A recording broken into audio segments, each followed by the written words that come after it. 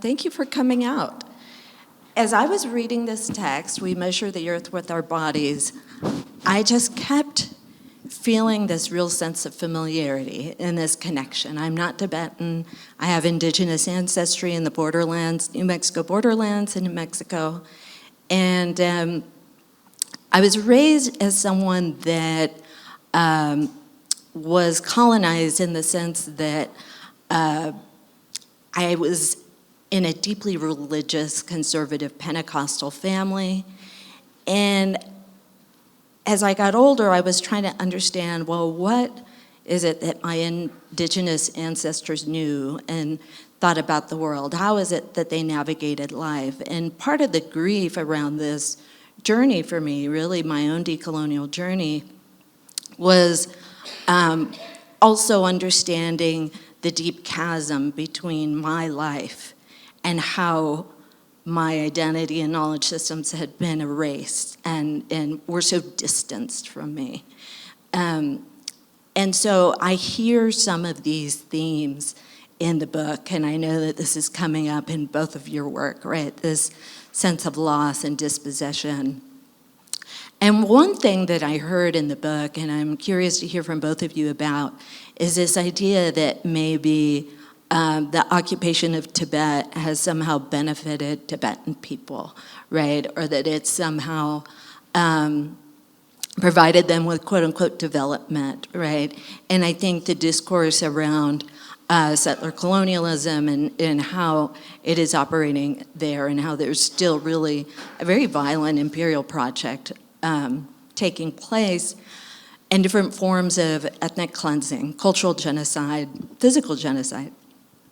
And so I'm wondering if we could start off by speaking to that idea that somehow the occupation of Tibet has benefited people there, right? And lifted them out of a quote unquote feudal society.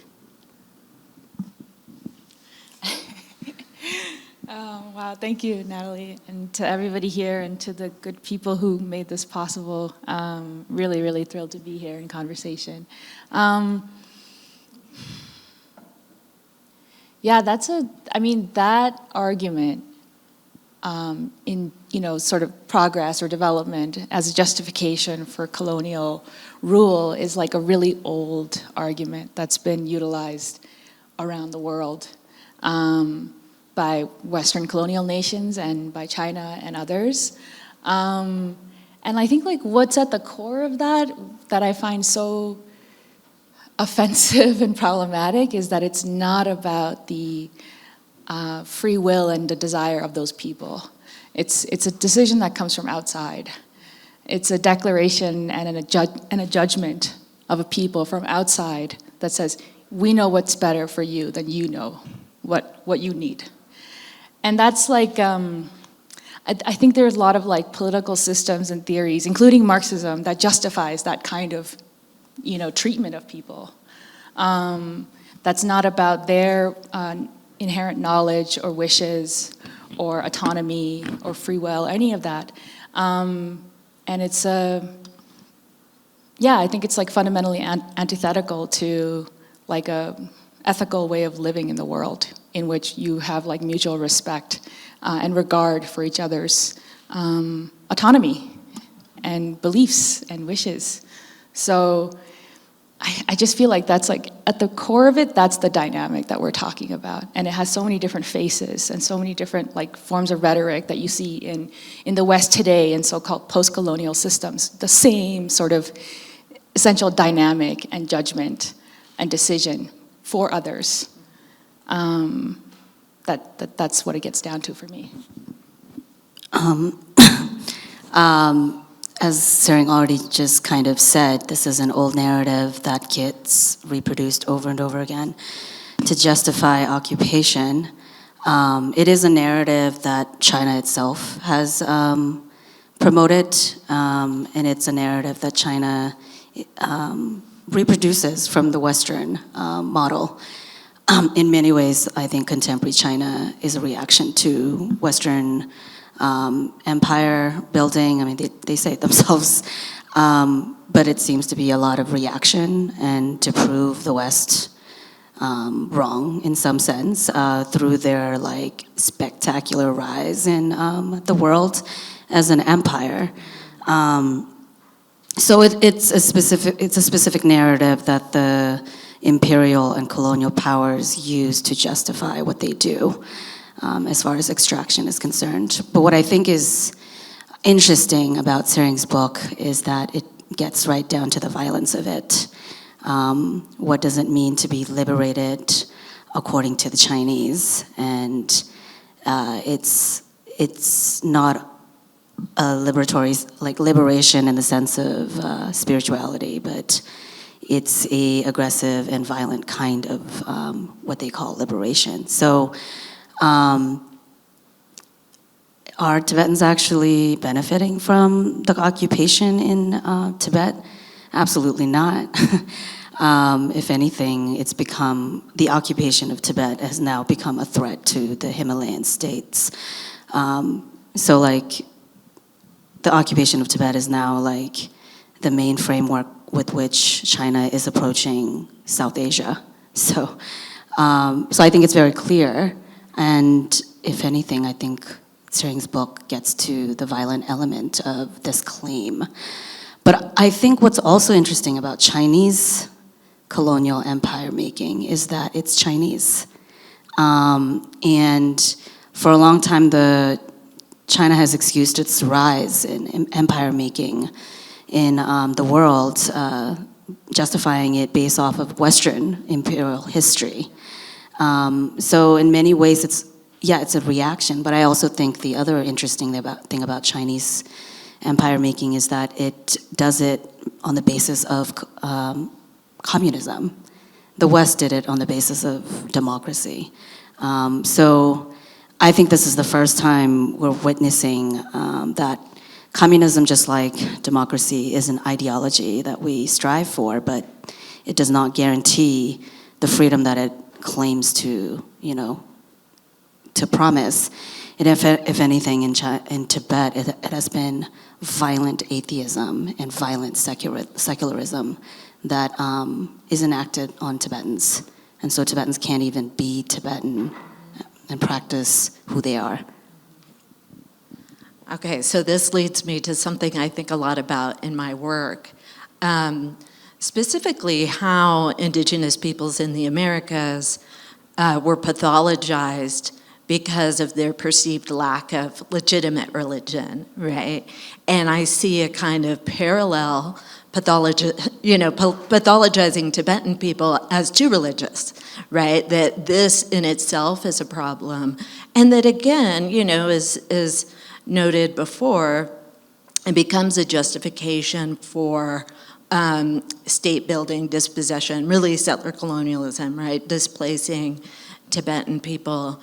And I wonder if you could say a little bit more about the ways in which religion is pathologized, but also the ways in which religion becomes a point of power and a point of challenge and a point of resistance for Tibetan peoples. Yeah, I think, we're talking about possession of a land and a people and ultimately their minds, their culture, and possession. That's the project of colonization. That's the interest. And this is the thing with what's happened with Tibetans is, in 2008 there was this huge uprising across all of Tibet, the entire Tibetan plateau, spontaneous uprising that was kicked off by protests in Lhasa. And this was in the lead up to the Beijing Olympics, so there had been a lot of repression as well. And suddenly there was overwhelmingly nonviolent, peaceful protests across Tibet. People brought out Tibetan flags that they had printed themselves, which are illegal in China. They had images of the Dalai Lama, which are illegal in China. all of these things just suddenly burst forth and were visible, and all these photos were taken. And it was incredible because in the West and outside of Tibet, there had been this assertion, or this, even by academics, this belief that the issue was dead. The Tibetans inside had accepted Chinese colonial rule, that the Chinese propaganda had been successful, that their billions that they had invested in Tibet had been enough to win over Tibetan people. But that all of that investment came with the fundamental belief that the Tibetan people are essentially inferior, lesser than, savage. Their beliefs are backwards. Their way of living is pre-Han, like pre-human almost. And that's where they are, and so we need to tell them how to live and how to be. And so, like, no human being wants to live under that. No human being can accept that. And even after 50 years of rule, suddenly there was spontaneous protest that showed what the true will and the desire of the Tibetan people looks like. And what it looks like was very similar to what Tibetans outside had been saying, because we're actually connected to our kin. And, you know, that relationship has not been severed.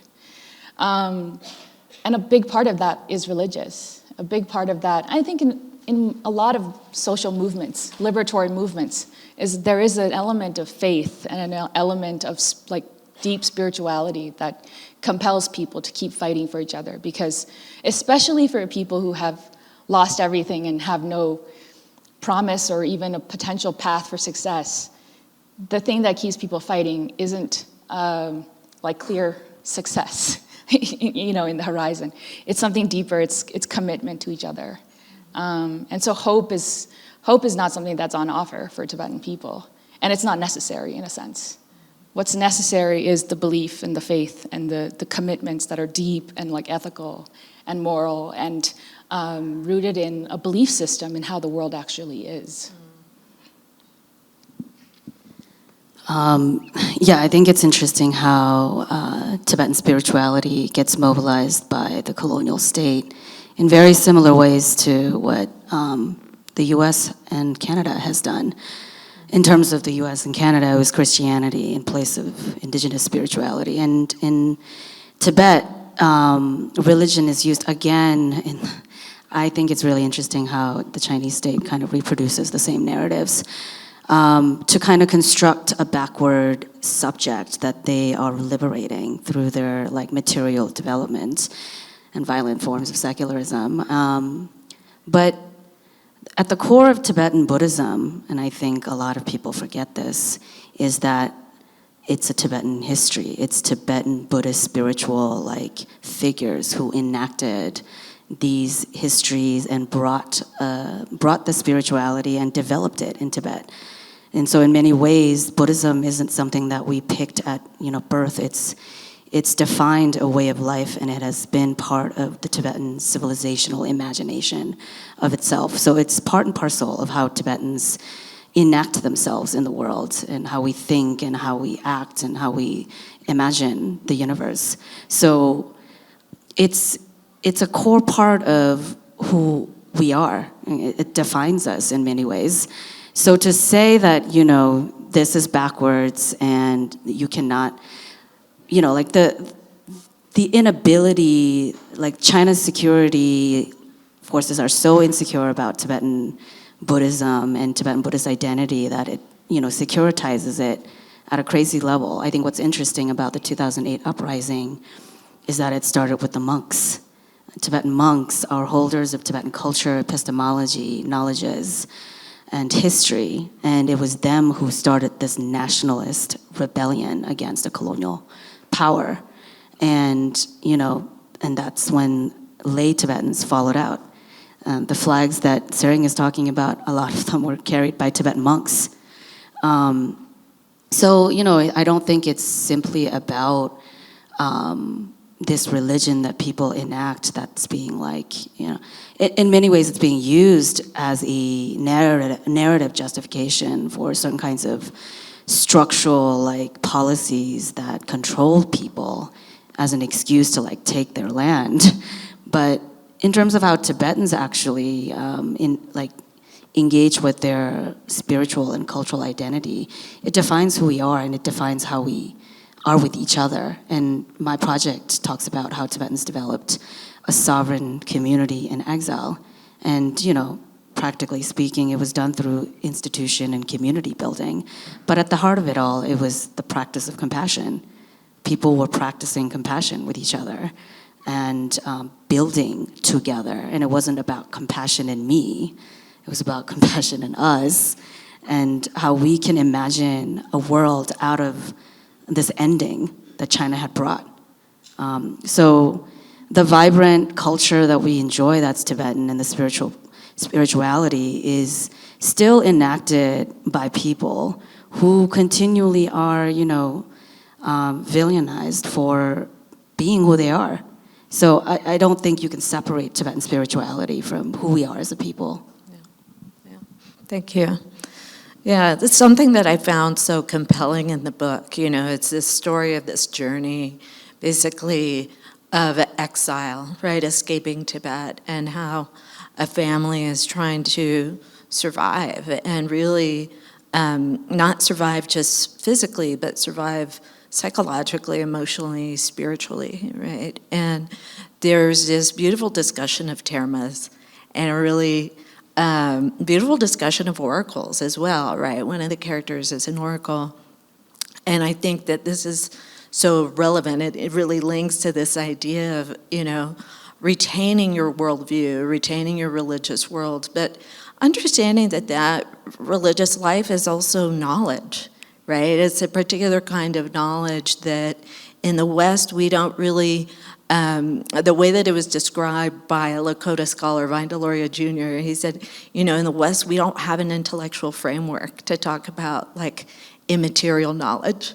We just really don't, because it exists outside of the empirical framework. And so our language is so limited, but they were such important themes in your book. And so I'm wondering if you could speak to this idea of this kind of religious knowledge as they're playing an active role, actually, in survival, and how does that operate for you, or how are you foreseeing it, and what did you want readers to understand about the role of this kind of spiritual power, metaphysical power in Dawa? I'm wondering if this has come up in your work at all either, and if you could speak to it. Well, to be honest, so much of writing this book, which took a long time, was because I was teaching myself a lot of these things. So I wasn't really thinking about the reader. I was just, in a sense, it was a process of self-edification, learning about Tibetan culture and history that I hadn't had access to, because I didn't, grow up in Tibet, and so I was always in Nepali schools or American schools and Canadian schools and so forth. So these forms of knowledge and histories came to me later. And so, I think I still believe that I'm living within this disembodied materialist Western framework. That's how I conduct my day to day. I'm like many people, I treat my body as like a meat sack to transport my brain, to the important work that my brain has to do. And I have a lot of work to do, But, I see that there's other ways of being that I see around my elders and my relatives, and I'm deeply interested in getting closer to that. And this work was basically me thinking about the oracular practice, for instance, which is something that I did grow up around, but in very small ways. I never went to an oracle, but whenever you lose a cell phone, we call up my aunt who's really good at doing premonitions to be the cell phone is over there, she'll do some stuff with prayer beads and decide where the cell phone is hidden. And so these elements of mundane magic are in Tibetan life day to day, but they have really intense and interesting roots that I wanted to get to. And so that's where studying the oracular tradition and learning how Tibetan women have been oracles for 700-800 years, especially in central Western Tibet, which is where my family's from, and how they have been leaders in their communities and mediating conflicts, healing people, teaching people. These things are so interesting to me, and I didn't grow up and see that. But then when I was talking to my sister about it, she's like, yeah, our refugee camp in Nepal had 3 oracles, and they were healing and helping people in this extremely traumatizing period right after fleeing and living in really difficult conditions in Nepal. So all of this has been for me a way to enter into a worldview that is not necessarily my reality day to day in a very obvious way. And I think in terms of like Tibetan knowledge or Tibetan worldviews, like the Terma, when I found out about Terma, which is like basically these texts that were buried all over Tibet by Guru Rinpoche like 1,000 years ago, these texts that are either physical texts or mind texts that essentially connect the person who finds the text with a teaching that he put there to be revealed at a time when they're needed. And this is a really beautiful idea. It talks about a psychic connection to the past that is working through us and through time and will bring us back to a moment that we need it. I found that idea really interesting because when my family left and when many Tibetans left, they buried things underground. Just to keep it safe, because they're traveling on foot. They don't just stick things in an SUV and drive across the borders. They're traveling on foot, or they have yaks, if they have yaks. So all the valuable stuff, like everything you would own in a home, they put underground. And in a way that Terma texts hold things underground, there are these things that Tibetans have buried, in many parts of Tibet that they believed that they would unearth eventually. And I'm sure many of those things are lost, but some of those things are still there. And so the way in which the land of Tibet holds our knowledge, our valuables, our hopes, I thought it was sort of embodied in this Terma tradition. And so in my book, there is a Terma that is in the form of a statue that appears and disappears throughout my characters' lives and creates a sort of psychic connection in the midst of like immense fracture and displacement, and that there's this promise of return through the Terma. Yeah, that was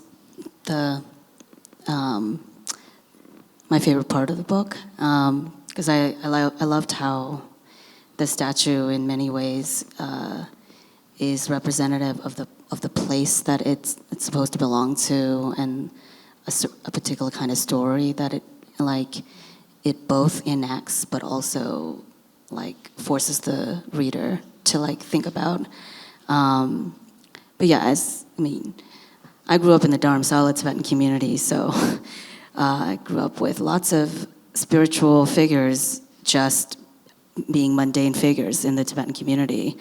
But I guess I became more interested in engaging the spiritual, oracular world as I got older and started to engage it more intellectually, even though I had been part of that community and these people.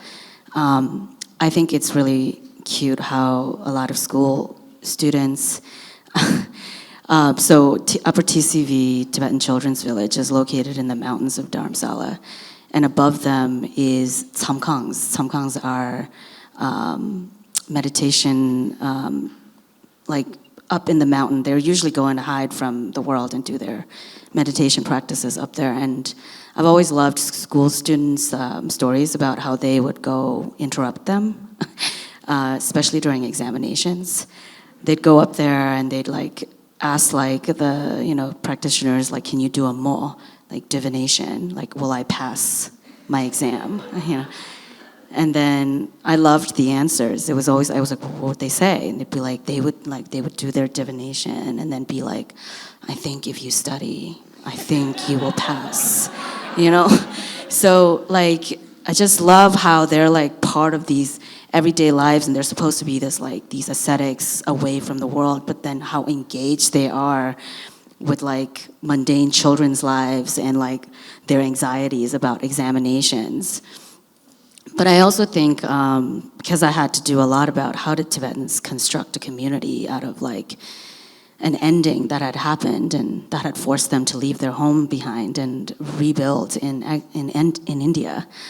And in many ways, His Holiness this part of the 14th Dalai Lama lives his life very much in the public's eye. And he's very careful about, how people see him and perceive him, and he acts accordingly. A lot of people don't actually know a lot about his inner spiritual world. And when he was trying to imagine the reality I'm living right now, that both of us are living right now, back in the day, he consulted the fifth Dalai Lama a lot. He consulted his previous incarnations in meditation, and including the books that they left behind about their lives and how they handled their social issues and how they approached trying to build community and a nation. The fifth, for those who don't know, the fifth Dalai Lama was the one who became the political and spiritual leader of Tibet. So the Dalai Lama's institution reigns from the 15 onwards. And so it's an institution that when he became a political leader alongside a spiritual leader, that was 17th century Tibet. So in many ways, how these stories and histories are not just in the past, they are enacted in the present to create the present. So, I'm fascinated with Tibetan prophecy. If you ask me, they're futurisms. There are ways in which they engage prophecy to produce reality right now and to create a future for people. So I think these things are beyond us. And that we're just lucky to intersect with, at points. The discussion, of course, around Dharma has also reminded me of a book by a Hupa scholar, a native scholar in Northern California, Katja Riesling-Baldi. She has this book on indigenous feminisms called We Are Dancing for You. And the discussion is about the girls' puberty ceremony that had been, quote unquote, lost. And what had been lost about it was essentially a whole series of songs. And songs are important in indigenous contexts, especially Native North America, through the Americas, because they're understood to transmit spiritual power. And that this spiritual power has the ability to maybe help you transition from girlhood to womanhood and do multiple sorts of things in your life, right? Provide you with different layers of knowledge. And there's this really beautiful scene where you talk about, one of your characters has this dream where she visits Mount Kailash, referred to as the Holy Mountain, right? And she says at one point she's endowed with all the knowledge of the mountain and the land, which as I read it, just like tears started to stream. Just thinking about it, I'm like, oh my God. She says she knows the story of its visitors, the pilgrims that come. She knows their names. She knows the name of every blossom, the song of the lonesome birds there. Can you say a little bit more about this connection to land, and what it means for Tibetans living in diaspora? And what might it mean for Tibetans to know the land in this way, even if through their dreams? Yeah, I think one of the key, I guess, if we're talking about different worldviews and what's really threatened, or what is the real threat to the Chinese state about the Tibetan worldview, is that our worldview is deeply connected with, the material world is not separate from the metaphysical. Both of these are our home. The body is our home, the land is our home, and liberation comes through the body and the land. And so for Tibetans, the knowledge that we hold and we prize is one that's deeply embodied and rooted in the land. And so that's a real threat to a colonizer, which sort of treats the land as like a dead thing that's valuable for what you can extract, and the same thing with people. And I really wanted to think about the ways in which Tibetan knowledge or Tibetan ways of knowing are very different and respects the sort of the web of life or sentience around us. The sentience of a rock, the sentience of a mountain, the sentience of a bird, the sentience of the sky, the sentience of water, and the sentience of a person are all equal and all valuable and worth praising and worth learning from, which, is like not a new idea, not a Tibetan idea. It's like many of the ancient great traditions, Jainism, Taoism, like so many traditions have this essential knowledge and like respect for all living sentient beings and sort of the deep integrity and the value of everything that's living and the need to respect them all, in which we've completely lost connection with that in sort of modern industrial world, and that's permeated in China and elsewhere. And that really, yesterday I was sitting outside and just looking at the mountains, and there were these birds that were spinning together, and I was just like, oh my God, that is so beautiful. And nobody was looking at them. Everybody was just drinking coffee and arguing and complaining, and I was just and then around us, at eye level, it was all these hideous buildings, these it was a strip mall, and it was trucks. And I'm not saying that what humans make don't have beauty. I think there's beauty even in a hideous strip mall, but I'm there's so much beauty beyond that we've completely squandered, and it's deeply tragic in this moment to think about all the gifts that we're throwing away because of our inability to see the value of all forms of life and knowledge that are out there.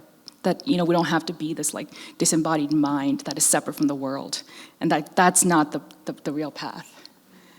What was your question, though? I feel like I just went off. No, I think you really did, because to me, something that Riesling Baldi discusses in her book, too, is the way in which the songs began to spontaneously, when the community, especially the community of women that wanted to restore the ceremonies, they came together and they were determined, and they started gathering materials, and they started going and praying out in the land.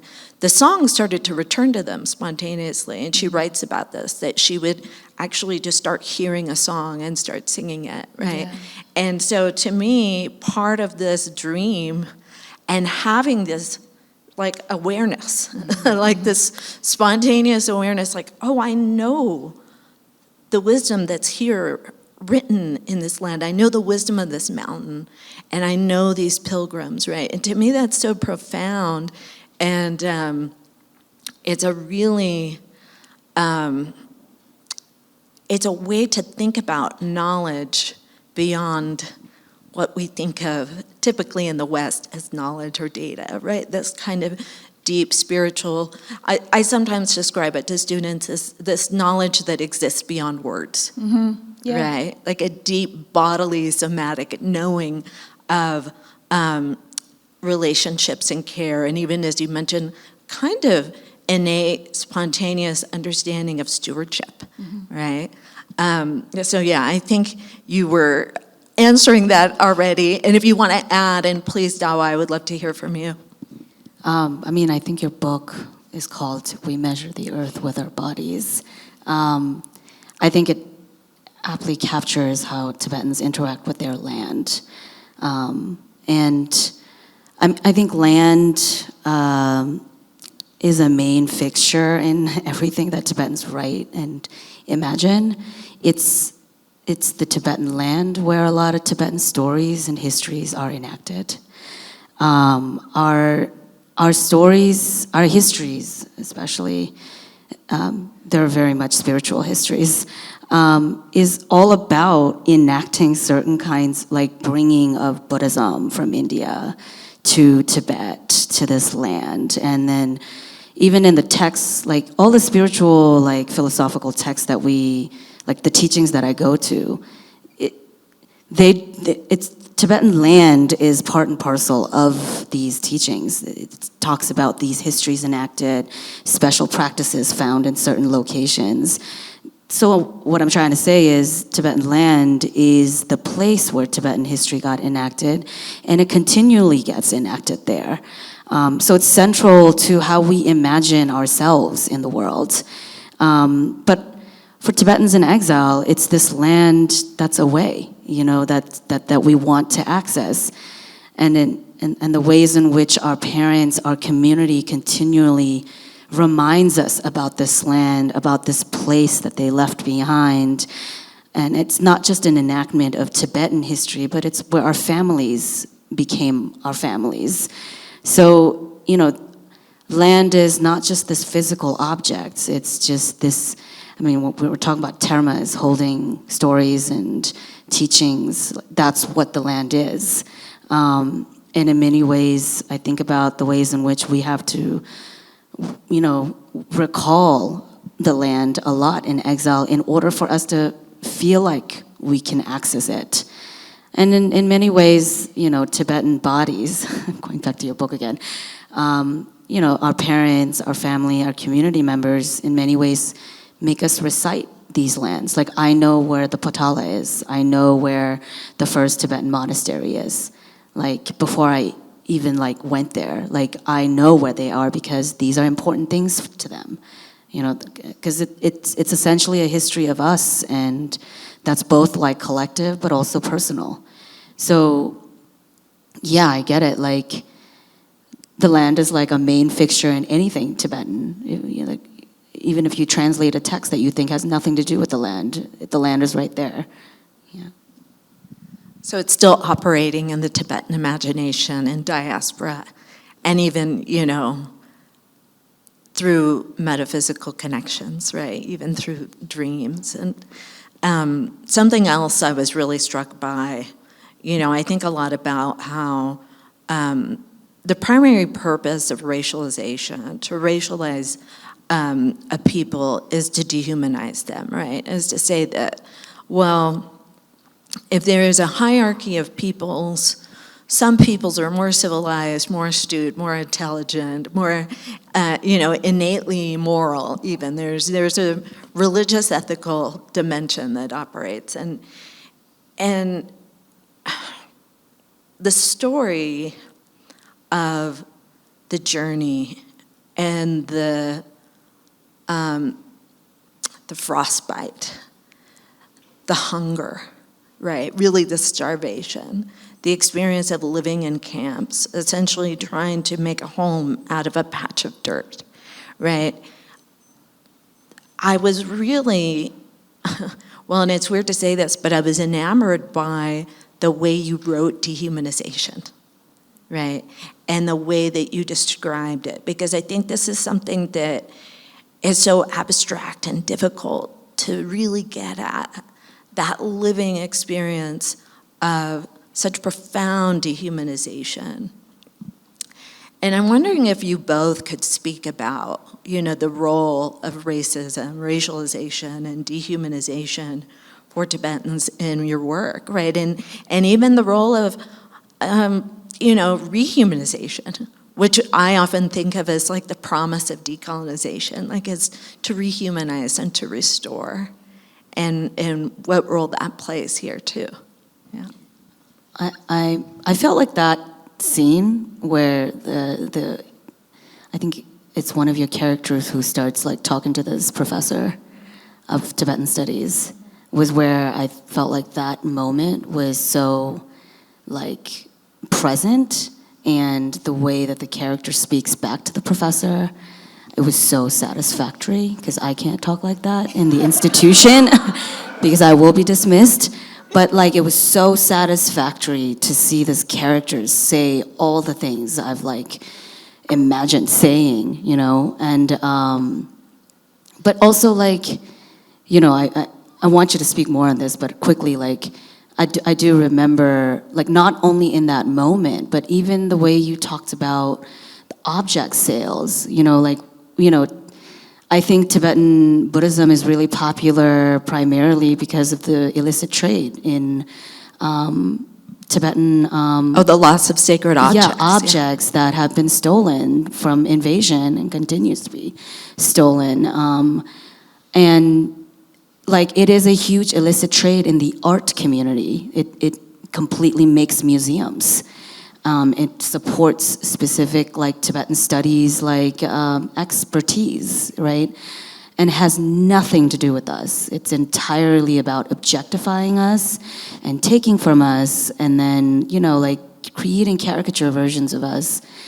So I just took so much satisfaction in that scene, but I was wondering if you can speak to, you know, what motivated you to write about that, and Yeah, and the fact that this illicit trade, your male character is a participant of, is very prevalent in Nepal. Like, to me, the book was, really representative of the Tibetan community in Nepal. So if you could speak on that. So yeah, there's this, there are these professors at a party, and they're like some of them are Tibet scholars, and there's a young Tibetan girl who is wanting to be in that space, and she's just an undergrad student at that point, but she finds herself standing in the midst of, these elites who shape discourse about her country and her history, and that she doesn't have, and most Tibetans don't have access to. And there's a moment in which the professor's basically saying, like, because the girl is asking about like stolen objects, like how could you repatriate that, or what are the processes for that? And he basically says, like, Tibetan refugees have more important things to think about, like food and water and shelter and sorts of things. And I think this is, to me, very emblematic of like a colonial mindset that is like, like in Maslow's hierarchy, you have these first you need food and shelter, and then at the top it's like happiness and spirituality, and there's this idea that you have to start here, and then you take care of these minor things or less essential things. But I think it's so much the opposite, that the essential things have to do with the sense of social relation and belief of the world and your spirituality. These are things that sustain people. When they're denied, whether you're enslaved or dispossessed or whatever, when all of these systems around you are oppressing you and telling you that you're not human. Actually, food doesn't do it. What you need is spirituality or some sort of social relation that is outside yourself, that is bigger than yourself, to help you get through the material suffering that you're in the midst of.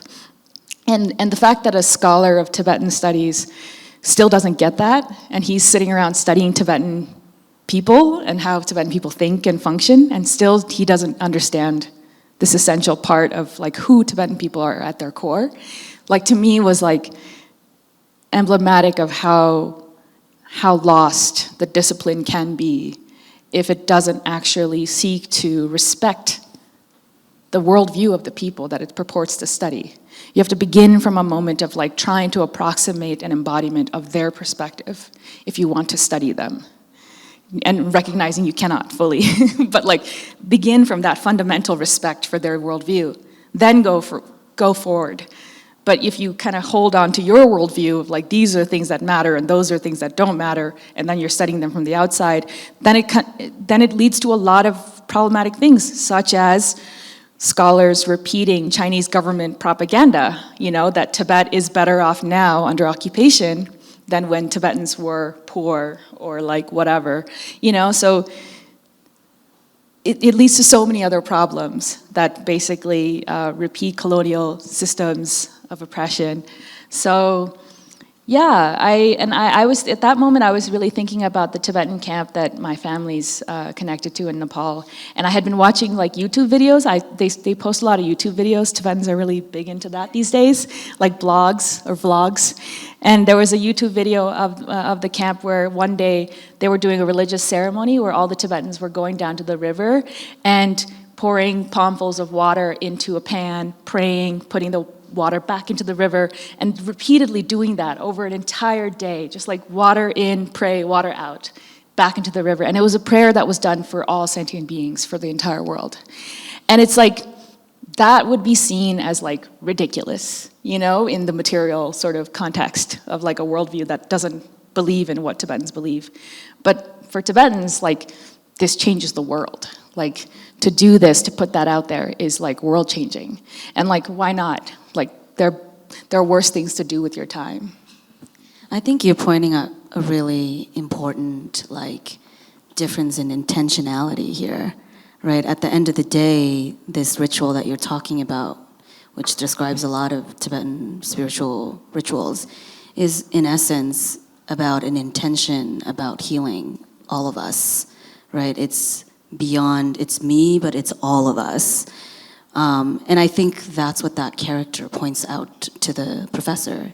It's this like dehumanizing, extractive like thing that they're doing, right? Like on the one hand, Tibetans are already dispossessed of their land, their nation, their way of life, etc. And then on the other hand, you have this like discipline that's like benefiting off this dispossession further, and it's extractive, even though it does not want to like identify as such. Oh, we're just preserving Tibetan culture. We're making money, but we're preserving, right? And in many ways, she just interrupts this like liberal like approach to how they think they're handling the Tibet issue, with pointing out how extractive it is, right, and calling out the intention of it. It was one of the most like powerful moments in the book that was so satisfactory.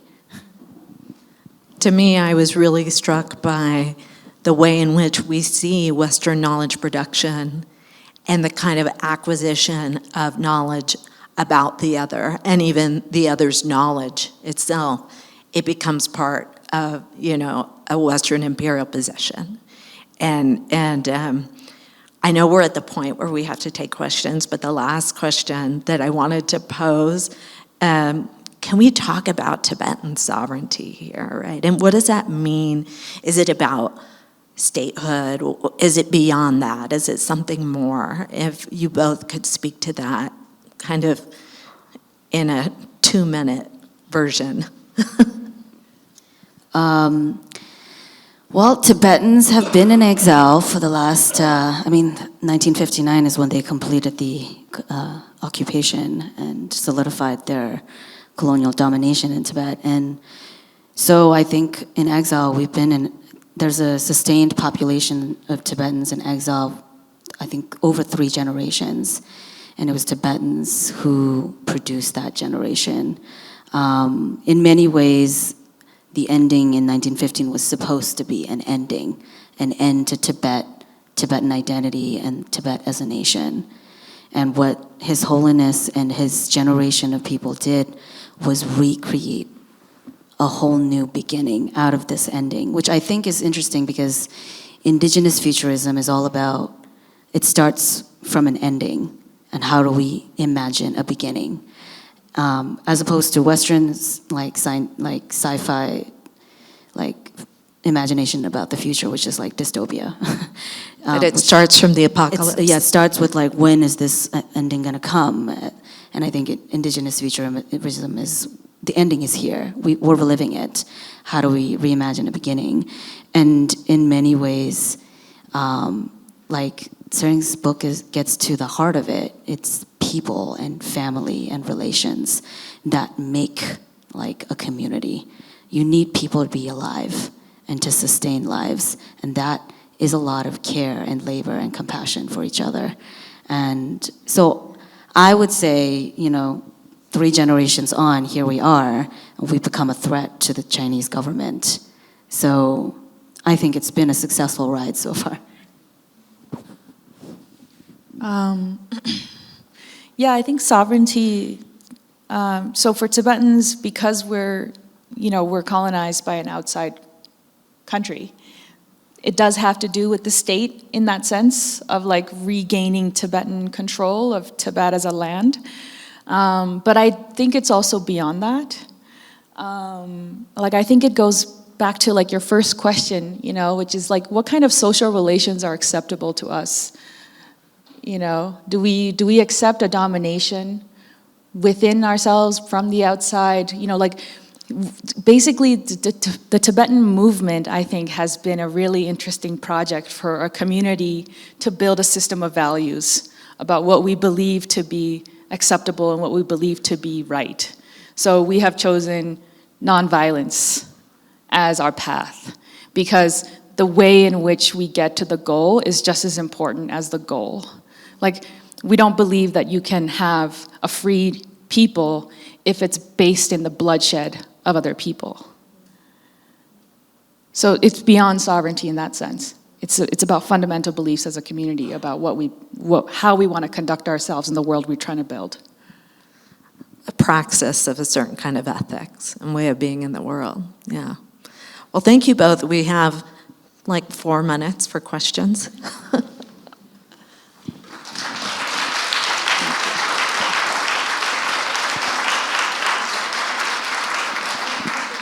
So if you have a question, please raise your hand and wait for the microphone to get to you. Thank you. Hi, thank you so much for your talk. I was wondering, one, I find it so incredible that the Tibetan people have managed to maintain their system of knowledge, like you mentioned, through generational passing on. Where do you see that going, where so many present-day Tibetans may not necessarily reside within that community, maybe spread all across the globe? How do you see that system of knowledge continuing? And secondly, do you think there is a threat to that way of being when countries that you are within are also facing a political upheaval and radicalization, as we see in India right now? What do you see that as a threat? Do you see that as a threat to the Tibetan way of living when they are residing within a country that is also undergoing political upheaval?